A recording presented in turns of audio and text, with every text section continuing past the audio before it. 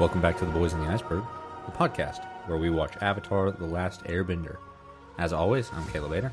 And I am Harley Davis. And back at it in Season 3. Just a few more episodes left, really. Actually, these are the last two episodes. No, I don't think so. How many more do we have left? I'm not sure. I just lost my Like Avatar 6, maybe? I would tell you. I would answer my own question. Probably more. I think this was episode 16 and 17. 16... Wait, in this season? Yeah. You just lie to me? No, I think that's right. You don't have to lie to me to be friends with me. No, I know. We did watch 3 of them. We did watch 3. Okay, I'm with you.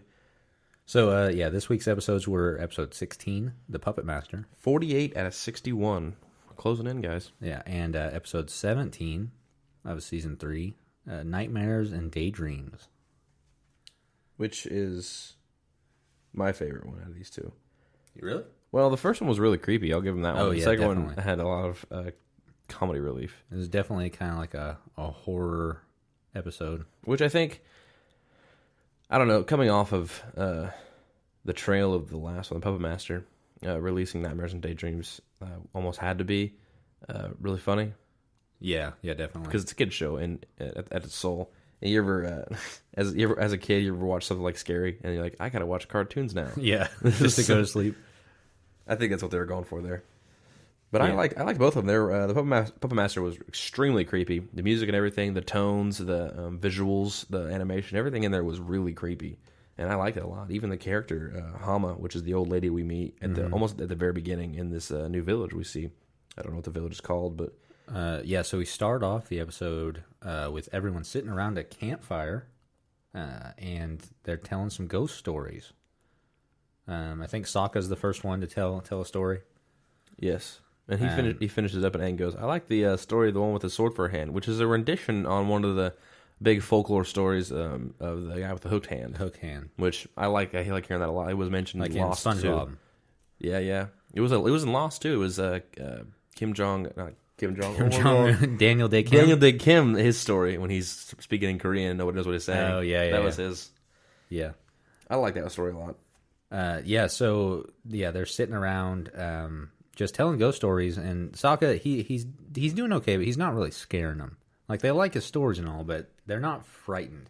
So Katara steps up, and she tells a real scary story. About a girl named Nini who lives in an old house In the Southern Water They Tribe. just call them houses. I think so. That's weird to me. Why? That's where they live. I mean, I would have just called them igloos. But anyways, lives in an old house, and one day they have a huge blizzard, and she's good friends with her with Katara's mom. And then one day they realize after the blizzard, about a month, that her mom has lost Nini. So she goes to check on her in her house, and there she is. She hear a voice or something that was like, I'm freezing and I can't. Yeah, and Katara puts on a really creepy voice. She's really creepy in this. Who's the voice of Katara again? Mae Whitman. She's really good in this. Who she was also in Independence Day. Mae Whitman was? Yeah. It was President Bill Pullman's daughter.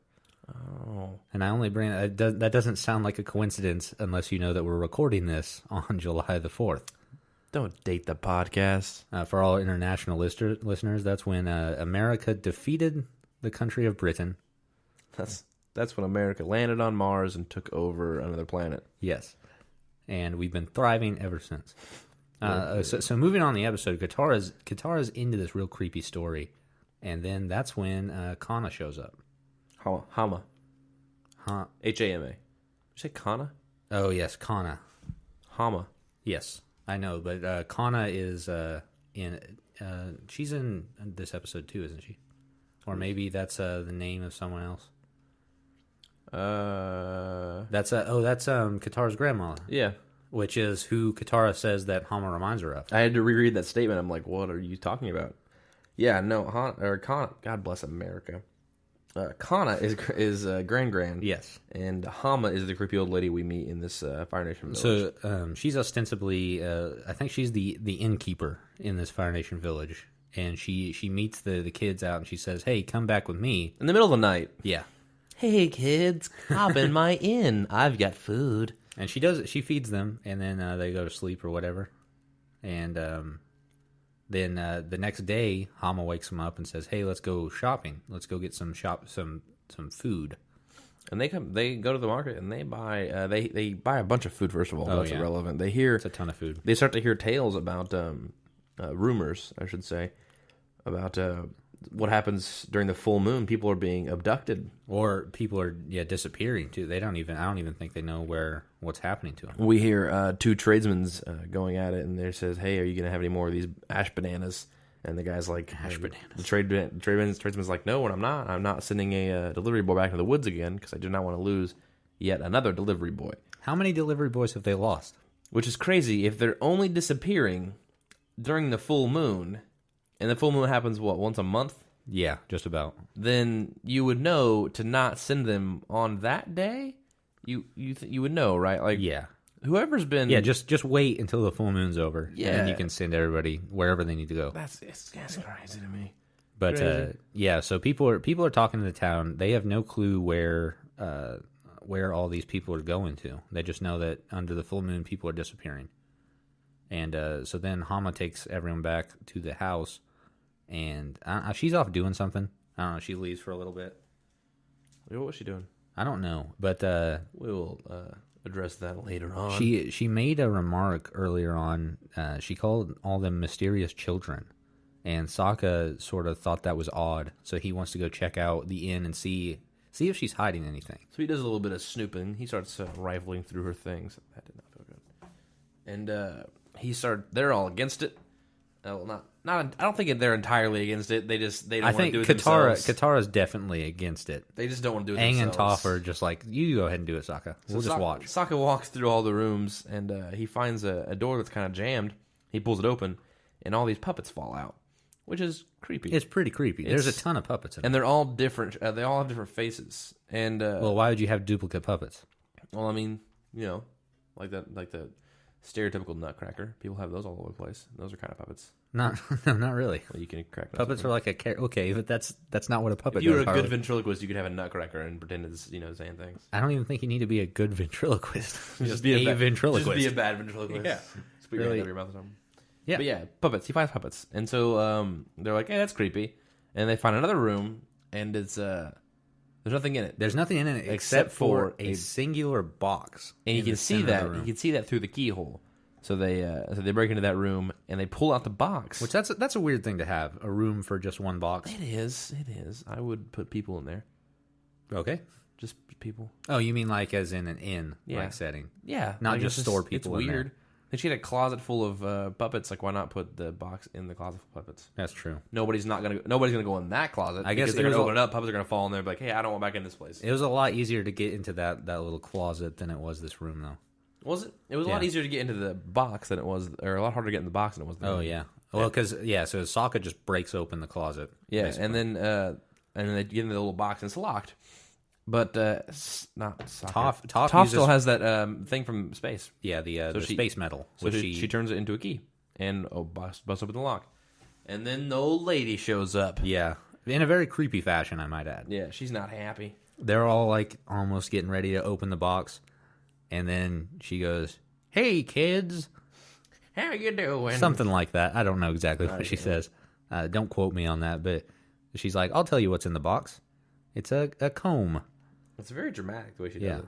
But the comb, if you know, is a certain color of blue that is very reminiscent. Because it's from the Water Tribe. Yes, she is a Water Tribian, Southern Water Tribian. Just like Sokka and Katara. And she immediately points that out. She's like, I'm from the Water Tribe, just like you two.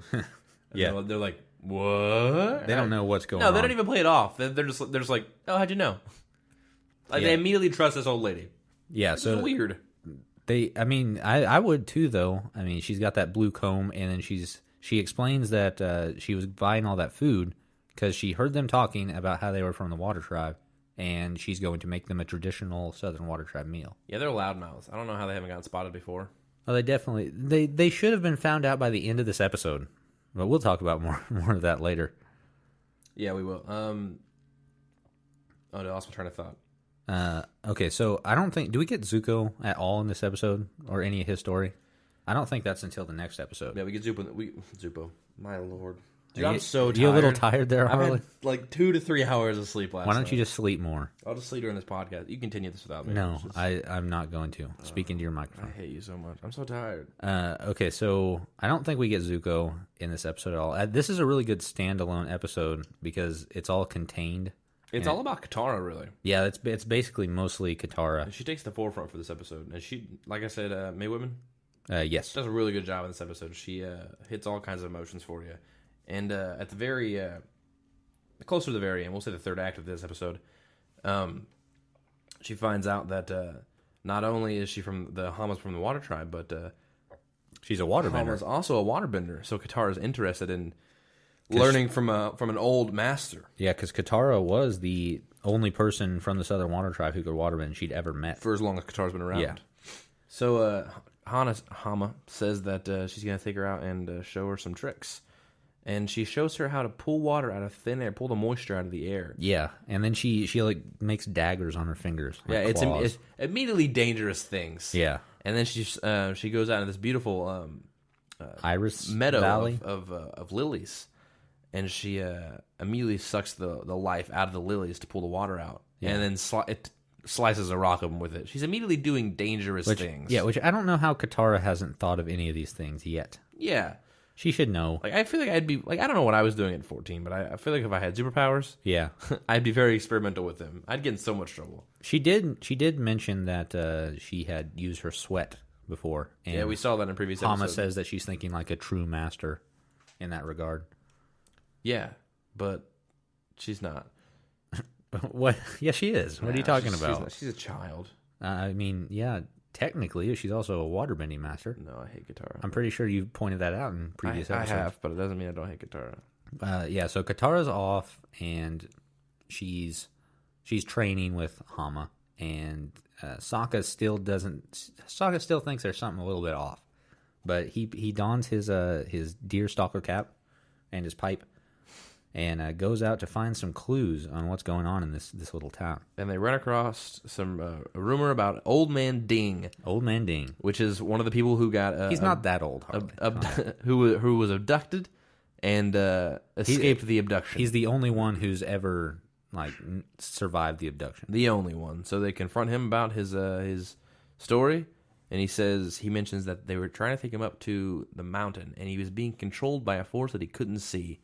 And it was like he had no control over his body, and he was walking up to the mountain. And then the sun came up, and suddenly he got control himself, and he ran as quick as he could back to his house. Hightailed it. He hightailed it. Okay. I don't know what that... Hightail. That's such a weird term. Is it? It's probably like a deer thing or something. When they run away, they probably stick their tails up. You think that's what it is? Something like that. Are all deer's tails... Deer tails? Deer tails. If you're going to put deers as in like... Possessive. Possessive is a deer's... Deer tail? Because deer's plural is... I don't know. Does that have an effect on this? A deer's tail. Yeah, no, I think it's a deer's. Okay. Are they always up? I don't know. I don't know. They're probably more. I don't know if it's specifically deer. Clearly, I know nothing about deer. I think it's something along those veins in the animal kingdom. That's fine. Clearly, we know nothing about animals of that sort. Speak for yourself. I'll speak for both of us. Continue. I don't even know where we were at. Oh, the mountain. Yeah. Oh, yeah. So Toph earlier in the episode mentioned that she heard like screaming underneath the ground, which is a creepy thing. Yeah, and also something that they just sort of brushed off and said, "No, you're crazy, Toph. That's ridiculous." Which is not a thing that I would say because she would know. She can feel things with her feet. Yeah, definitely. But if you believe that, you're going to believe other things she tells you. So yeah, they go talk to Old Man Ding, and he said that he was going up the mountain, so that's where they go, and they find a cave. Yeah, big. It's like a hole in the side. Yeah, it's a hole. How was it made? I don't know. Maybe I don't know. You think it's naturally made, or you think it was? I got nothing. I got no answer for that. That's a good question. It looks man-made. I got no question for that. But they go down into it, and it's completely dark, but that doesn't matter because Toph knows what's going on. But they find all the missing villagers. Yeah, all of them chained up to the walls, and then they're talking and saying they're blaming it on a witch, And then one guy in the corner goes, "Nah, it was the innkeeper." That made me so angry. So it was Hama. Hama's the bad lady. If you didn't understand that, you know, with all the creepiness and everything. We introduced a creepy character. We have creepy aspects. We give her a name. She's been at the forefront of this episode. Yeah, definitely. Context clues, man. She'd be the bad guy. Yeah, so they break all the prisoners out, and then we cut back to Katara, who is training with her. And Hama said on the night of the full moon that she's going to show her the most powerful bending technique. Which is conveniently the night the second night that they're there. Yeah, and also the night where everyone disappears. But they don't put that together. No, it's dumb. But they're not the smartest. But so she shows her how to bloodbend. Yes, and it's she explains sort of like her backstory and how she was when the Fire Nation first attacked the Southern Water Tribe 60 years ago. She was fighting them, and there were a lot of waterbenders there. And then she was the last. Yeah, slowly they all sort of got knocked off. And then she was the last one left, and she eventually submitted to the Fire Nation army. And they took her to a special prison that they had set up for the waterbenders. Completely waterproof. It's wooden and metal cages suspended in the air. And then they pumped in hot air to suck or like dry air to get all the moisture so they couldn't waterbend. And they had them whenever they would feed them or give them water. They would have them tied up. Yeah, so it's pretty much a waterproof prison, which is pretty cool. Yeah, but Hama tells how she waited, and it was like years before she eventually escaped. And the way she escaped was to bloodbend, which she learned how to do on the rats because apparently it's a rat-infested prison. I don't understand why do they let rats in prisons? I don't understand prisons like that. Not the rat aspect of it, but they were there for years. Were they pumping them full of information, or why? I would have just killed them. I don't know. What's the point in keeping them? Like, this sounds brutal, but if I've got no use for them, it's a waste of food and maybe and stuff. Oh, yeah. I guess that doesn't make any sense either. I don't know. Yeah, I killed them. Maybe it's because it's a kid show. That's why. That's fine, I suppose. But yeah, she spent years, every full moon, she would practice bloodbending on the rats because she figured out that humans and animals and stuff are mostly made up of like water. I think we're like 70% water. Yeah, so how'd you find that out? Well, I mean, she could feel the power of the moon. I'm assuming that when you're like, I know how Toph can like feel rocks and stuff like that. It's probably the same thing with water. She sort of felt like a presence there. But slowly she works her way up, and then she was like bloodbending like 5 rats at once. And then one full moon, she moved her way up to humans. And she bloodbent the guard and unlocked the cages. Did she unlock all the cages or just hers? Probably just hers because she's selfish. Selfish. Yeah. So she unlocked her cage and then ran away, and I guess just lived in the Fire Nation. Which is weird. I wouldn't do that. I'd go back to my home place. Yeah, you can leave. Like, hey, listen, guys, I learned bloodbending. Let me show all of you how to bloodbend. Yeah, and then we'll beat the Fire Nation. And then we'll be awesome. We'll bloodbend Fire Lord Ozai to death. That would be insane. It wouldn't even been Ozai at that point. Would that have been after Sozin? No, Azulon. No, because it's 60 years ago. How long was? Well, Zuko was like 12 when Ozai took over. Okay, yeah, whatever. It might have even been Sozin. We don't know. Well, because Sozin lived to an old life, but he was an older man when they started the war. Yeah, that's true. So we're gonna say Azulon. Yeah, let's just go. It really doesn't matter. Who accomplished nothing? He was just there. Yeah. Yeah. What did he even do? He just passed on. They just passed on the reins to Azulon. He's like, nah, right, whatever. Fire Nation stuff. And then Ozai's a nutcase. Yeah, straight up. But Hama is talking to Katara and trying to get Katara to learn bloodbending because it's apparently her heritage, even though Hama's the one that made it up. But once she reveals bloodbending to Katara's immediately against it because it's a dark art. I don't understand that. Which I think that'd be a cool thing to learn. Yeah, you don't ever have to use it.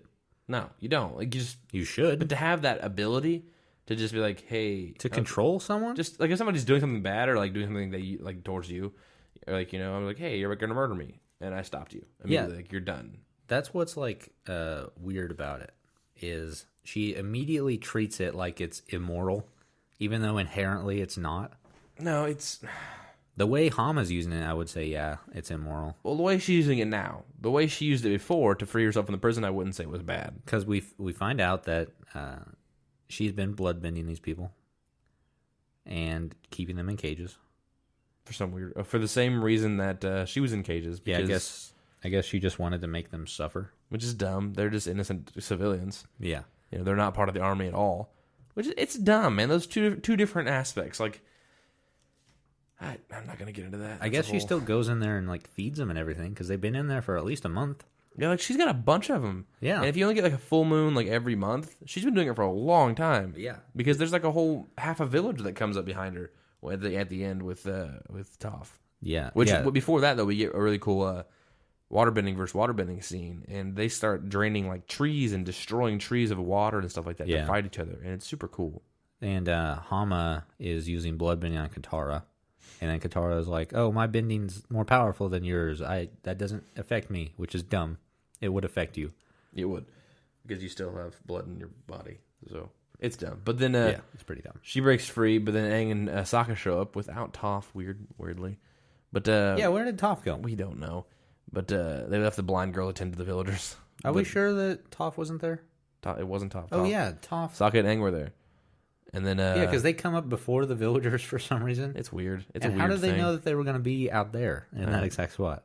Well, Toph lived in there with her feet that could see things. But then where was Toph? With the villagers. I understand, but I'm talking about Aang and Sokka. Oh, why was she not with them? Yeah, I don't have an answer to that. That's weird. It is weird. But they show up, and Hama immediately starts bloodbending those two to fight Katara. Which is weird, you know, you wouldn't want to hurt your friends. So then Katara immobilizes them. She sort of like freezes them up against trees. Yes. So that they can't hurt her. With water. But Hama's a waterbender. So and a bloodbender. So she unfreezes them and has them attack each other. Yeah. And Katara's not about that. So to stop the whole debacle, she bloodbends Hama. Yeah. Ooh. And this was a big thing for Katara, because she did not want to do that whatsoever. No, which is dumb. Still, I don't. Shut up, Katara. Get out of my face. Yeah. Just use the bloodbending. You saved your friends. It was a good thing. Move on. What if she tried to, instead of just thinking quick on her feet, instead of bloodbending Hama, she's not too bright. She tries to bloodbend Sokka and Aang, and just between Hama bloodbending and them and Katara bloodbending, it just rips them apart. Yeah. She's like, well, I just murdered my friends. Yeah, that's a good point. You could just rip someone in half. That'd be insane. Katara, why aren't you doing that to the Fire Nation? Exactly. Just rip their heads off. Just obliterate it. You made that good point about the Water Nation being at the home field advantage. Yeah. Okay. So when we see in Hama's flashback, we sort of see the Waterbenders fighting the Fire Nation, and they're standing on a giant sheet of ice, but they're using like water to smack the Fire Nation, and they're like freezing, pushing up the ship. They could just drop the ice out underneath the Fire Nation's feet and then drown them. It wouldn't even be that difficult. They should never have lost that. Yeah, it's really dumb. Okay, so this is completely off tangent here, but it's about Avatar. Hama, that's her name, Hama? Yes, Hama. The lady who voices her is Tress McNeil. This is where I recognize her from. She plays Daisy a lot. Daisy Duck in all the Kingdom Hearts games. Oh, really? Yeah. Okay. That's where I recognize her. Sorry about that. Anyways, yeah. Yeah. That's basically the end of the episode. Yeah, Katara, they take Hama away, and they say she's going to be locked up for the rest of her life, which is probably the worst case scenario for her. And Hama simply says, it's okay.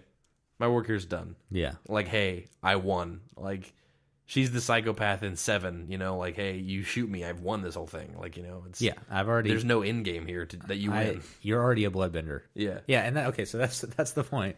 She says in front of all the Fire Nation people, oh, you're a bloodbender now, to Katara. And they don't even think anything of it. Yeah, they're like, nah, whatever. Like, they whatever. acknowledge it. Like, I'd be like, oh, bloodbending. Blood is liquid. Oh, she's a waterbender. Oh. Why? We have a waterbender in the Fire Nation. That's weird. I would have immediately been suspicious. I guess they're still thinking witch. They're like, she's a witch. Burner. That's what you would always jump to. Just throw her in some water. If she sinks, she is not a witch. And what else floats? A duck. Yeah, never mind that. I'm so sorry. I love that movie. I think that's the end of the episode, really. It definitely is the end of the episode. And Katara cries. Yeah. And roll credits.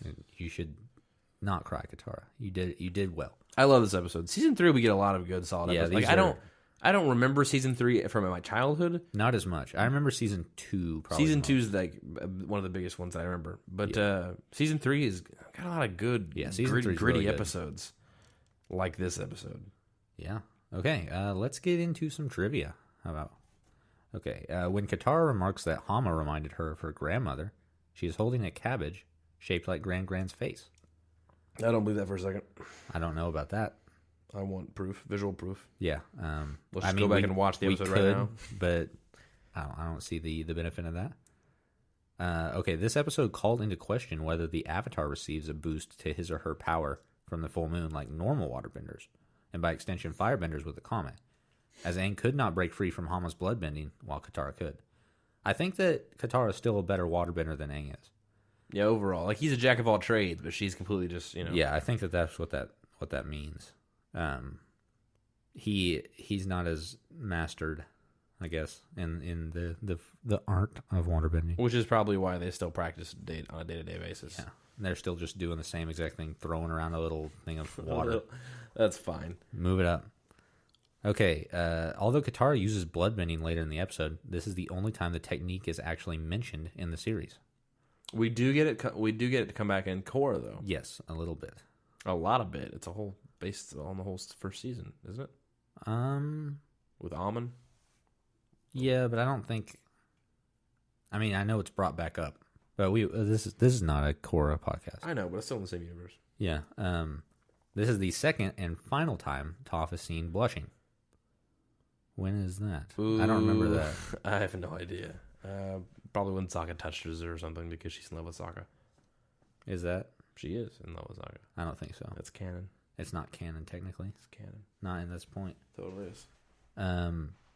Okay, this is the only episode in Book 3 that references episodes from Book 1 in previously in the Avatar section. All the way back to the very beginning. Yeah, and we also get to see the group of waterbenders that Hama is like leading, I guess. She was in front. They raise up the ship that Aang and Katara go to in one of the first episodes. Where's Zuko first? Yeah, it's the very first episode where Zuko finds him. Yeah. So, good job, Hama. You tipped the whole series into motion. That's cool how things are affected like that like, over years. But she used a whole crew. Like there was like 20 people there to pick up that one ship. Yeah. That's probably. That's better than like waterbenders. That's better than like 10 people to move one rock slowly across the screen. 6. Okay. And a final piece of trivia: Aang does not bend any element in this episode. Really?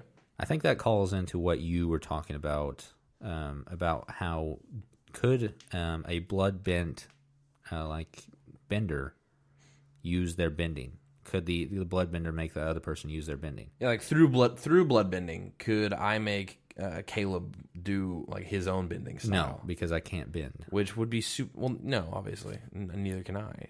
See, maybe, but that'd be super cool. Yeah, and I think that because Aang is like flailing his arms around, so I think maybe she's trying to. She's trying to get him to because he's not like throwing punches or anything. What if he's you just throwing his arm? The Puppetmaster for the Avatar. Yeah, I just control all 4 elements plus bloodbending. Crazy. That's crazy. I don't know how that works, but I'm assuming that's not possible. No, I'm assuming not either. But because I don't know where it stems from, where bending stems from in your body. I don't know if it's spiritual or if it's very physical. I have no idea. I don't know. All right, let's continue. Next episode. Okay. Well, we're going to take a quick break right here. Maybe go through some emails, and we'll be right back.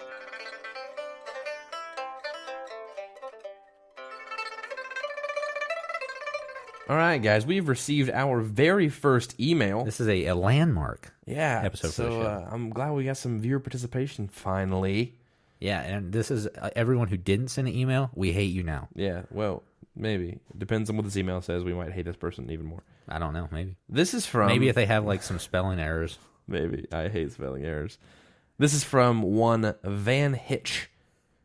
It's a weird name. Maybe it's he's Will Smith. Like from the movie Hitch? The movie Hitch. Did he have a first name? I don't think Hitch was his real name. Or do they just call him Hitch throughout Probably just the whole movie? That's neither here nor there. All right, here you go for the email. Hey guys, Van here. I've listened to your podcast from the beginning, and just with a capital J, wanted to tell y'all that you always make me laugh. Your song, White People Music, really got to me, if you recall. That was a good one. It was good music. I listen to you guys in my car usually, and you started off singing that song as soon as I pulled out of Starbucks on the first day I broke out my Birkenstocks. I don't know what Birkenstocks are, but they sound really white. And they sound like that's shoes. the whitest thing you could possibly wear. It was so perfect, I could not even. Anyway. That's the whitest thing you could ever say. Literally could not even is the whitest. Oh, yes. Not even that white there, Van. Come on. Anyway, are you guys planning on doing another podcast once this one is over? If so, I will definitely be the first one to listen for sure. Also, would you want to meet for coffee sometime? I'd love to pick your brains about a podcast I might create. Also, there's a lot of alsos in here. He's just got a lot to say, Harley. You're not a very good writer of these emails, Van Hitch. Yeah, maybe a little bit of... Mix your sentence structure up a little bit. Mr/Mrs. Hitch. Miss Hitch, depending on if you're single. Also, random question. If you could be any Avenger, who would you be? And why? I can't wait to hear from you. That's the end of the email? That's it. Okay. That's just the end. No Van out or Van, you know. Next time, hit us with a Van out. Mic drop or something, you know. Yeah. Anything cool. Yeah. What do you yeah. Are we doing another podcast after this? Yeah, I think so. We've talked about it a little bit. I think that we might naturally segue into Korra. But also, you guys need to watch out. We might be coming out with another sister podcast to the show. A completely separate podcast from the show. Yes, that has nothing to do with Avatar. At all. So if you're here just for Avatar, goodbye. Thank you for listening. If you like our sultry voices, then come see us over on another podcast, which we have yet to decide on a name yet. Yeah, we haven't done anything yet. We'll come back to you with the names. We'll it's fine. Yeah, so Korra probably next. Korra. I feel like Korra for this. That'll be interesting because I still have not seen the final season of Korra. Really? No, I've seen the first 3. It's kind of lacking. Is it? Yeah, it's not great. Thanks for hyping it up there. It sucks a lot. I wouldn't watch it. It's trash. Okay, I'm kidding. But we'll do the first 3 seasons of Korra. The real important question here is, if you could be any Avenger, who would you be? Now, hold on. Is this comic book Avengers or movie Avengers? I don't know. I'm guessing it's just movie Avengers. Because that spans to a whole group of people. That could be anybody. Spider-Man is an Avenger. Well, now here's another question for you. The new Avengers? That I'm posing. Is it like honorary members of the Avengers? Like probably be Wolverine? Yeah, that's who I think of. Because he's an X-Men character, but he's, like the uncanny X-Men, but also...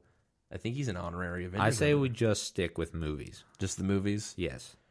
And I'm going to go right off the bat. I've got my answer. I wish I was Quicksilver because I don't want to be alive anymore.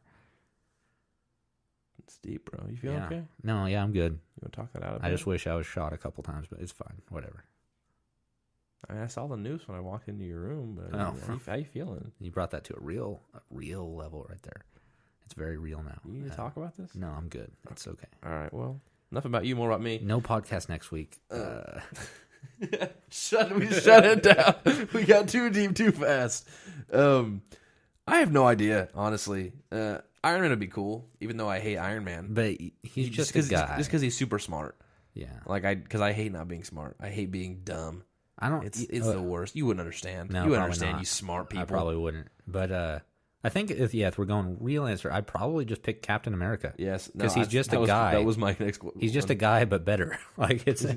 He's better than guys. He's the guy. Yeah, he's the guy. That's the guy. But yeah, that's who I'd go with. No, probably. I'd take it all back. Scarlet Witch. Scarlet Witch. I would be Scarlet Witch. I don't know. Yeah, I guess reality morphine stuff. That's dope. I don't know. I feel like that comes with the mental problems though. I already have those. Okay, so that's why I take medicine.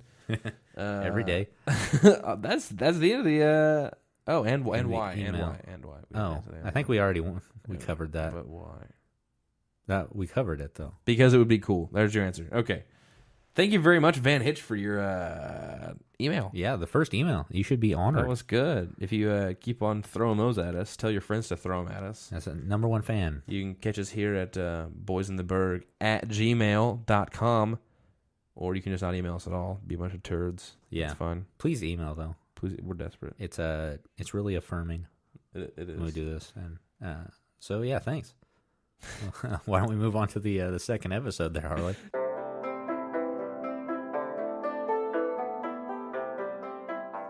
And we're back. Moving on right to the next episode because we're running out of time here.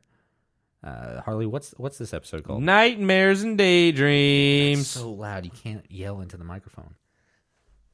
Okay, yeah, Nightmares and Daydreams. This is a after the last episode. This is some much needed comedy. Yes. We find out. Sorry.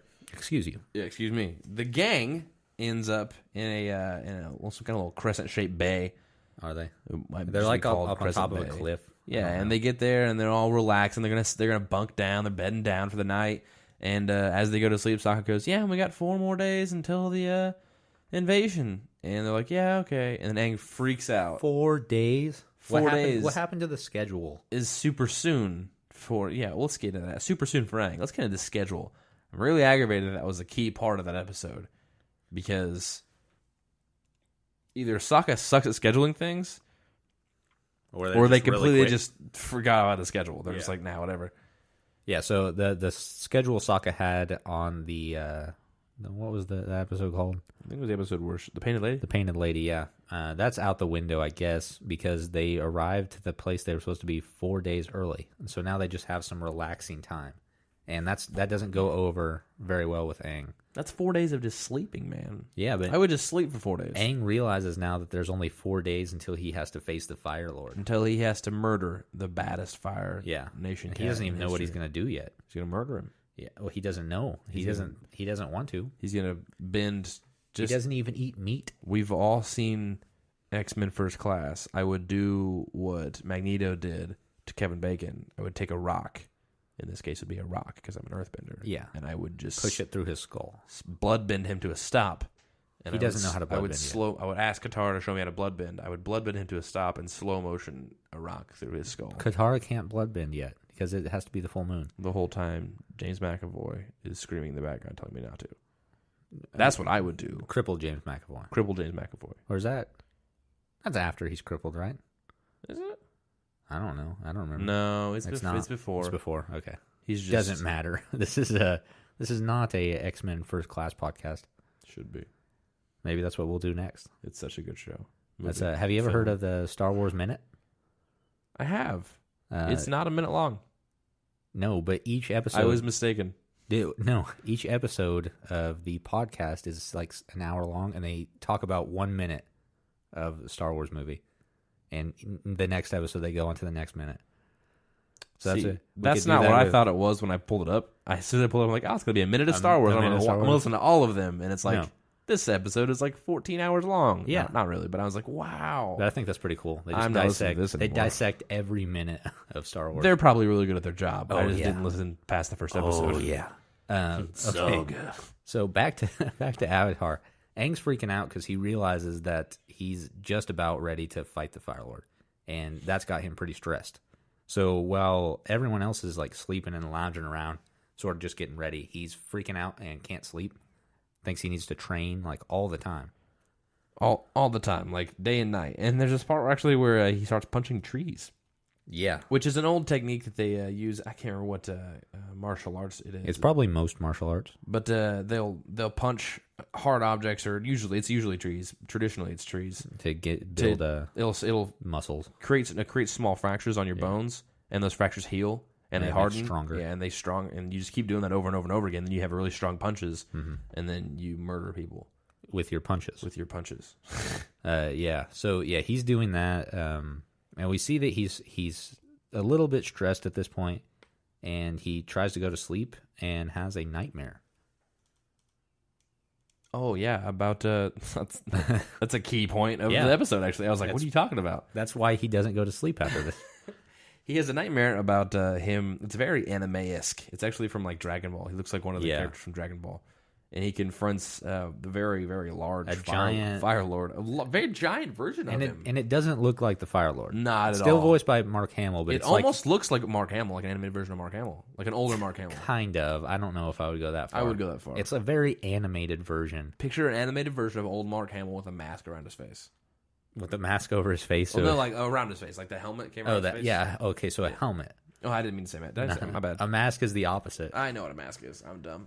Okay, so he has that, and it's like a classic, like going to school, and you show up in your nightmare, and then you don't have pants on, and that's what happens, because the Fire Lord says, "How are you going to fight me when you don't even have pants on?" And then he wakes up. Yeah, and it was all just a dream. Yeah, and so so he starts punching the tree or whatever, and Katara's like, "Hey, dude, chill out," and he's like, "Nah, I gotta keep training, whatever," and then he tries to go to sleep again. And the next dream that he has, that we see, the next dream is that he shows up. It looks like a character from Street Fighter or one of the Final Fantasy games. And he's got chains wrapped around him. Yeah, and it's he does the anime run with his hands behind his back. Yeah. And it's super cool. But he shows up, and he's like, I wore pants today, Fire Lord. Same dream concept, same background and all that stuff, floating objects in the air. And he says, yes, but were you prepared for your mathematics test? And a giant abacus shows up. And crushes him. So then he wakes up, and then we get to see back on the island, or whatever it is, Katara, Sokka, and Toph are each trying to help him de-stress in their own ways. It's like a little montage of that. So we get Katara does her little waterbending nonsense, and there's like a yoga. She creates a sauna for him, and she starts to do yoga, and he immediately relates the sauna with heat from firebending, being burned at a palace by the Fire Lord. Starts freaking out. The next one is... I think Sokka is like a therapist. Yeah. Has him lay down, is like trying to talk about his problems with his beard on. He dons the beard. He brought that back. I like it. I like Sokka. I like bearded Sokka a lot. He's the best Sokka. It's the best. Well, all Sokka is the best Sokka. But then after that doesn't really work. And it's Toph's turn. She has like this bed made out of like little... Pillars. Pillars. It's kind of like a massage bed, but it just beats Aang just mercilessly. She stands there and stomps her feet over and over and over again and just beats the crap out of Aang. But none of that seems to work. So he tries to fall asleep again. And do we see another one? Yeah, this time it's like this real weird dream where it's a regular Fire Lord. Mm-hmm, He's like but it's like all crazy, and Aang's like teleporting around a place, and he sees Toph without any eyes, and then Sokka's like caught in earth. Yeah, in earth, and is like suffocating, and then Katara's surrounded in fire, and then he gets encased in like ice. Yeah, the Fire Lord is literally made out of fire at this point. It's really quick clips, like just like snap, snap, snap, snap, snap over and over again. And it's creepy. It's pretty creepy. And then he wakes up and starts freaking out. And then what is it? He has hallucinations. Doesn't he wake up directly into a dream? No, that's not the thing. I don't think. Doesn't he not wake up directly to the Fire Lord looking over him? I don't know about that. I can't remember what that happens. I know that later he daydreams. Katara comes up and asks him a question or something. Yeah, at one point in time he daydreams or wakes up and sees the Fire Lord right over him, and he's like, wake up, Aang. Oh, that's the beginning of this one. Okay. He's like, wake up, Aang. You missed the invasion, and the comet falls down and shatters, and that creates the dream. But anyways, yeah. The daydream is when when Katara confronts him about all his nonsense and of not sleeping and stuff. And this is Aang confesses his love to her. Completely openly, calls her forever girl. Yeah. And they make out. Forever girl. But it turns out that was all in his head. Yeah, he's dumb. And so then after that, he's having hallucinations. He hears Momo talking, and he's like talking back to him, and everyone else is like, what's going on? He's going insane. Momo, voiced by the wonderful D. Bradley Baker. Yes. Which I tried to pick this out when I watched it, but I couldn't think of the character name. I didn't want to throw out a show that you may not have heard of. But he sounded like the character from Ben 10. Uh-huh. And I was like, man, I can't remember what that's from. But then we read that in the wiki. Whatever, that's fine. Thanks for bringing up the trivia before the trivia trivia section. I didn't bring up the section. trivia. It's fine. Okay, so yeah, he sees Momo talking. Everyone else thinks he's crazy. And then Appa also thinks he's crazy and starts talking to him. And who's also voiced by D. Bradley Baker. And then Momo and Appa sort of have a quarrel. More like a samurai fight. Well, I mean, it starts out with Appa saying that he's sick and tired of Momo, and then he challenges him to a duel, and they're like mouthing off and stuff, and just crazy stuff's happening. Rocks are like sliding along the like snakes. The sheep are taking cheering side on, and chanting on Momo and Appa. It's weird. And then that tree that he was fighting earlier with the Fire Nation's or Fire Lord's face on it was getting up and dancing around. Yeah, it's just insanity. He's straight up hallucinating. Yeah, he's bad acid. He's absolutely crazy at this point. So I think that he just runs off into the woods. Maybe. And then he comes across a bed made out of clouds, surrounded by mist. Which is creepy. Ambiance, I guess, is what they're going for. Uh-huh. But the same sheep that were just in his hallucination have all been sheared to make this bed by Toph, Katara, and Sokka. Mm-hmm. And at first he thinks it's a dream, but then he realizes it's not. And it's a pretty big bed. But then he falls asleep, and in his next dream that he has, which I'm glad they did that. I'm glad they didn't just end it with him being a happy sleeper. Like they went to the dream, and it goes into the dream of him confronting the Fire Lord again in this very anime-esque style, background. And but it's regular Fire Lord this time. Yeah, regular Fire Lord, and he confronts him, and he says something about pants. And then goes, actually, Fire Lord, it's you who's not wearing pants. And that's how he defeats the Fire Lord in his dream. It's really cheesy, really dumb, but it's a good, uplifting episode from the last Puppetmaster, which was creepy. Yeah, so that's it for Aang and their story in this episode. But we do get just a little bit of Zuko. Not a ton. It's basically just him going throughout his day. We start out with the servants like pampering him, and they won't even let him walk to May's house, which is just a couple feet away. And he's ordering them around and stuff. And then he finds out that his dad's having a war meeting, an all-day war meeting that he was not invited to. He gets secondhand information from May. Yeah. And so he's like, well, then I guess I'm just not going to go. Because he's like, I guess nobody expected me to go, which is fine. He talks to Azula, and he's like, why didn't I get an invitation to this? And she's like, oh, because you're the prince. It's expected that you're there. And it's like, did you get an invitation? Well, of course I did. I'm the princess. So she's kind of still messing with him at this point. Yeah. Always, man. She's always trying to get under his skin. Playing them head games. Yeah, but it's not a ton of Zuko stuff, but it's sort of him just still not fitting in the way he thought he was going to. He does not feel right. That's basically all it is. Like he likes his girlfriend and he wants the respect of his family, but he does not feel right for some reason. And when he goes to the war meeting, yeah, his dad literally sits him at his right hand. Yeah, so he's his right hand man. Zuko says that, but he comes out of it and he just doesn't feel like he belonged in there. No, and he tells May that, and so it's kind of building up. We don't know where Zuko's going to go with his life. Like, is he going to stay in the Fire Nation with his family? Is he going to help his family, defeat the Avatar? Is he going to, break off and go soul searching again, like Zuko alone? What is Zuko going to do? Like, it's building up for something. I feel like, and I don't know what's going on, but. That's basically it for Zuko. Yeah, I mean, we get quite a bit of time with him in this episode, but not really anything happens. It's just him walking around. Mm-hmm. But that about wraps this episode up. Why don't you read us some trivia, Caleb? I wish that I had that pulled up right in front of me right now. Yeah, I wish you did too. Okay. Lousy service in here. It's not. You shut your mouth. Sorry. Okay. So the animal that Toph tries to use on Aang for acupuncture is a baby porcupine. Aang fought an adult specimen in Appa's lost days. Or Appa fought an adult specimen. Oh, it was so cute in this episode. Yeah, it was just a little... It looked just like a porcupine. I mean, not really any boar features. Okay, so in the dreams, in Aang's first dream, he is seen dressed similar to Goku from the Dragon Ball series, in orange clothes and a belt and large, spiky, dark hair. And that's pretty much the theme. All the dreams are like surreal. In his second dream, Aang appears similar to Vash the Stampede. It's a character from, I just looked it up.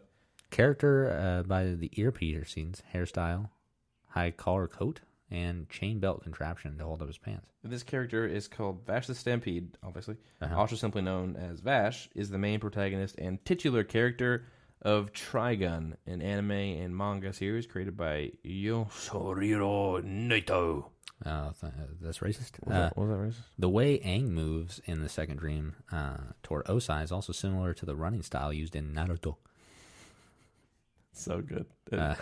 Why is that running style even? I don't know. It's so funny. It's the best. In Aang's final dream, his appearance strangely mirrors that of Ozai, most notably his hairstyle. That's what the hairstyle was. Yeah, okay. I think they also they made his eyes more blocky. Did they? When they were around it, I thought that I picked up something like that. In Aang's hallucination, where Momo and Appa have a sword battle, Momo is dressed like the comic book character Miyamoto Usagi, which I guess dresses like a samurai. Or not a samurai, I don't even know what that would be. Ninja? I don't even know who that is. I don't know. Miyamoto Usagi. From Teenage Mutant Ninja Turtles? No, probably not. I'm going to say yes. I don't maybe. Miyamoto Usagi is a fictional character who appears in American comic book Usagi. Okay. Oh. It's a Dark Horse comic, but also he has like cameos in TMNT. Okay. There you go. So that's exciting. This episode pays homage to several movies such as Lord of the Rings, The Ring, The Grudge, A Nightmare on Elm Street, and several other fantasy and dream-related movies. Now, what? I don't know if it's like a direct, did they take scenes from it or like sort of reference that? I don't know. I think it's just because of the like the fighting and the dreamlike nature of it. But yeah, I don't know anything about. I'm trying to figure out what like Lord of the Rings. I've seen Lord of the Rings 1,000 times. I don't know which. Yeah, I don't know. Okay, let's see. Like many of the fights in Avatar, the fights in this episode, notably with Appa and Momo, are influenced heavily by various anime, video games, and movies. I think that was for comedy effect. I really enjoyed that. So apparently, they modeled Ozai's appearance on Bowser in the first couple dreams. I mean, he is a little stockier and wider. He felt so that makes sense. When he was just his face on the screen, it felt like MODOK from the Avengers. Yeah, a little bit. Okay, so during Momo and Appa's duel in Aang's hallucination, the duel is similar to Obi-Wan Kenobi's and General Grievous's duel in Star Wars Episode 3, mainly due to Appa using 4 swords at once, reminiscent of Grievous's style, which used 4 lightsabers. It says literally no other reason except for the multiple swords. Yeah, so look this up real quick. When did Episode 3 come out? Episode 3? Yes. Well, Episode 1 came out in 1999. Episode 2 came out 3 years later. Okay. And then 3 years later after that, 2005. Okay, so it would have been before this, I think. That's fair. This is 2006. Okay, Momo's design in this sequence is similar to Toshiro Mifune's character, Kikuchiyo, in Seven Samurai, right down to his facial hair for being noticeably shaggier, emulating Mifune's trademark 3-day growth beard stubble. Now, you may not be familiar with Seven Samurai, but you will be familiar with The Magnificent Seven. Mm-hmm. Seven Samurai was the original script for. Okay. There, it was a Japanese film, and they turned it into The Magnificent Seven with Yul Brynner. Western. Yeah, Yul Brynner and Steve McQueen, and then it turned into a show, and then turned into another show, various movies, and then it's now another movie with Chris Pratt and Denzel Washington. Yes, which was amazing. It was a good movie. Yes. When Zuko passed the gate to go to Mai's house, one of the fans behind him was wearing an outfit like Toph's. I've read there have been several different pieces of information that say that someone like Toph was standing in the background. Maybe Toph's just the best, man. Is it Toph's? Is it Toph's outfit from the Earth Kingdom or from Fire Nation? Probably the Earth Kingdom. That's strange. Yes, I don't know, but it's just similar. It's not directly. Okay, so likewise, the Forever Girl line that Aang is saying is referring to the generic endings of most romantic comedies in theaters.